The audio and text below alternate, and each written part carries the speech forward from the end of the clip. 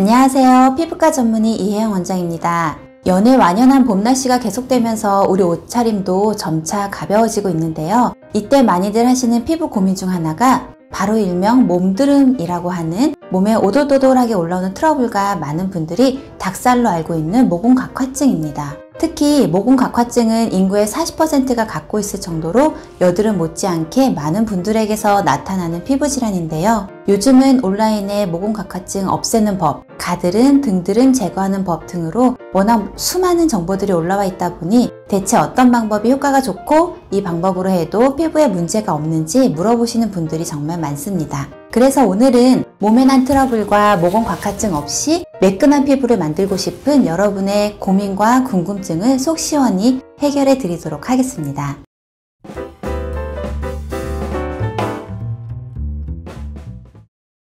우리 몸의 각질은 원래 자연스럽게 탈락하고 생성되는 것을 반복하는데요. 털이 나는 모공 주위에 각질이 탈락하지 못하고 쌓여서 튀어나온 것을 모공각화증이라고 하고요. 각질과 노폐물이 모공을 막아 피지 배출이 원활하게 이루어지지 않으면서 면포가 생기거나 피지와 땀을 먹고 사는 곰팡이균에 의한 모낭염이 생기는 것을 흔히 우리가 몸 여드름이라고 부르는 트러블입니다. 모공각화증과 몸 여드름은 모양이 오돌토돌하고 되게 붉은 염증을 동반해서 간혹 헷갈려 하시는 분들도 있지만 둘은 엄연히 다른 피부 질환입니다.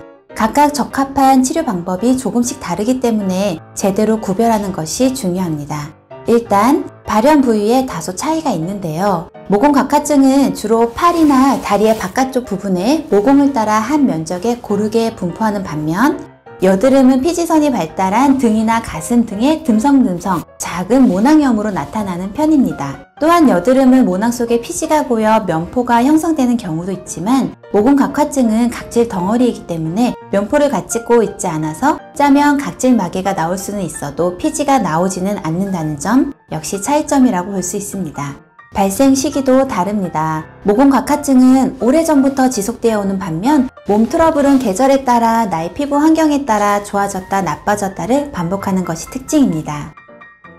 모공각화증과 여드름 모두 각질에 의해 발생하는 피부 질환이다 보니 스크럽이나 때밀기를 열심히 하면 사라질 것이라고 생각하는 분들이 생각보다 꽤 많습니다. 그러나 이러한 행위는 오히려 피부를 자극해서 여드름과 모공각화증 모두를 악화시킬 수 있습니다. 저는 스크럽이나 때를 미는 것보다 크림 형태의 각질 연화제 또는 비타민 A의 일종인 레티놀 연고를 처방받아 쌓인 각질의 탈락을 유도하는 것이 조금 더 도움이 된다고 보고 있고요. 여드름과 모공각화증 모두 피부가 건조하면 더 잘 나타나기 때문에 보습제를 충분히 발라서 피부를 촉촉한 상태로 유지시켜주는 것을 권해드립니다.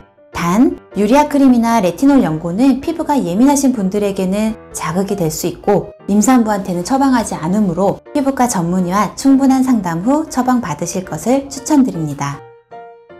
여름이 덥고 땀이 많이 나는 계절이다 보니 가슴이나 등의 여드름이 더 심해진다고 생각하는 분들이 정말 많은데요. 사실 그렇지만은 않습니다. 오히려 평균적으로 여름에는 덜한데요. 그 이유는 더운 날씨로 인해 옷을 입을 때 상대적으로 붙는 옷보다는 통풍이 잘 되는 여유 있는 사이즈의 옷이나 면 같은 소재의 옷을 주로 입기 때문입니다. 또한 여름에는 땀이 많이 나기 때문에 비교적 노폐물들을 바로바로 씻어내주는 것도 몸 여드름이 발생이 적은 원인이 될 수 있습니다. 그런데도 여름에 몸드름이 유독 많이 나는 것 같다면 이는 다른 사람들보다 피지 분비가 왕성하거나 땀 배출이 많이 되는 체질일 확률이 높습니다. 몸에 오돌토돌 올라온 몸 여드름과 모공각화증 여간 신경 쓰이는 게 아니시죠? 그래서 짜거나 잡아 뜯는 분들이 정말 많은데요. 절대 짜면 안 됩니다. 이러한 경우 모공이 감염이 되고 그로 인해 모낭염이 나타날 수도 있고 붉은색 흉터, 색소 침착 등이 나타나서 또 다른 피부 고민이 발생할 수 있습니다. 특히 가슴에 난 여드름을 셀프로 압출을 하다 보면 더욱 심해지는 것은 물론이고요. 이는 체질에 따라 붉은 비유성 흉터 또는 켈로이드까지 발전하는 경우가 있습니다. 따라서 압출이 필요한 경우 절대 손으로 짜지 말고 반드시 가까운 피부과에 내원해서 압출하시길 바랍니다. 모공 각화증으로 고민이신 분이라면 온라인에서 바셀린으로 모공 각화증을 없앤다는 글이나 영상을 한 번쯤은 보셨을 겁니다. 물론 아주 근거가 없는 이야기는 아닙니다. 모공 각화증은 피부가 건조하면 잘 생기는 피부 질환이기 때문에 단순 보습제나 유리아 보습만으로 안 될 경우 바셀린을 사용해 볼 수는 있습니다. 다만 바셀린은 모공을 막을 수 있기 때문에 다른 트러블을 유발할 수도 있고 저 같은 경우에는 모공 각화증에 바르는 것을 추천드리지는 않습니다.